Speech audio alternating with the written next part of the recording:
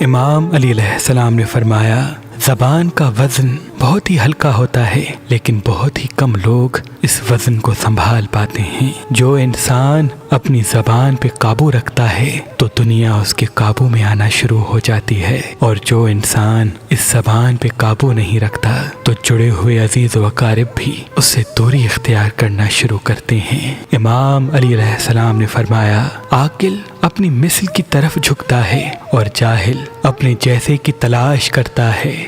عالم اپنے دل کی آنکھ سے دیکھتا ہے اور جاہل لوگوں کے ظاہر پہ بھروسہ کرتا ہے، اور نادان اپنی امید و آرزوؤں کو آسرا بناتا ہے۔ امام علی علیہ السلام نے فرمایا، 3 چیزیں حافظے کو زیادہ کرتی ہیں اور بلغم کو ختم کرتی ہیں: مسواک کرنا، روزہ رکھنا اور قرآن پاک کی تلاوت کرنا۔